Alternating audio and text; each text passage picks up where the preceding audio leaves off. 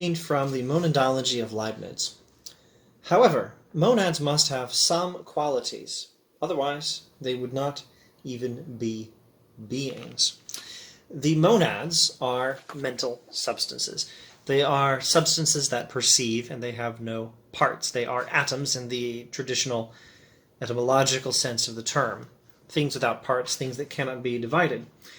And although they have no parts, and no internal motion, they can have internal change, and they do have qualities, and those qualities can change. What is the quality of a monad? Well, as far as I can tell, the quality of a monad is pretty much its perceptions. The distinction between the monads is in what they perceive.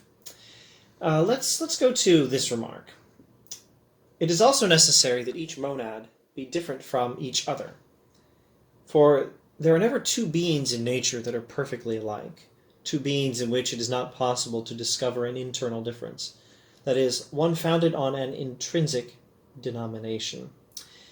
The monads have qualities, and their qualities are such that no two monads have all and only the same qualities. Now this is a principle much discussed in metaphysics. It's the principle of the identity of indiscernibles. This is not to be confused with the principle of the indiscernibility of identicals. The indiscernibility of identicals is the principle that says if x and y are the same, you cannot distinguish them by any properties, and therefore if you can find one property that distinguishes an x from a y, they must not be the same thing. This is, for example, how Descartes distinguishes mind and body, because the mind has the property of being able to exist without the body. The body does not have the property of being able to exist without the body, and therefore the body is not the same as the mind. That's the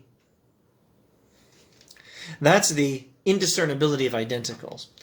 What Leibniz is talking about here is the identity of indiscernibles. It is necessary that each monad be different from each other, for there are never two beings in nature that are perfectly alike, two beings in which it is not possible to discover an internal difference, that is, one founded on an intrinsic denomination.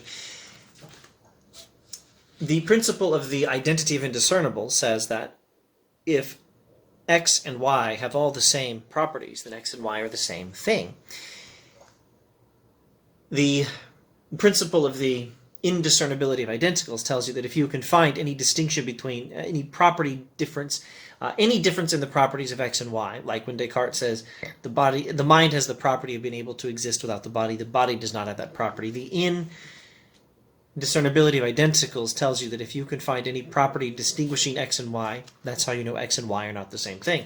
The identity of indiscernibles tells you if you cannot find such a property, then x and y are the same thing. Definitely not the same principle, although in Leibniz they're integrated in his metaphysics. So this is his statement of at least one of his statements of the identity of indiscernibles. There are no two beings in nature perfectly alike. It's always possible to discover an internal difference between any two monads, and it's a difference founded on an intrinsic denomination. Not a difference in their relation to something else, but a difference in the internal properties of the monads, because they do have properties, or qualities. Monads must have some qualities, otherwise they would not even be beings. Everything that exists has some qualities. And the qualities of the monads are their perceptions.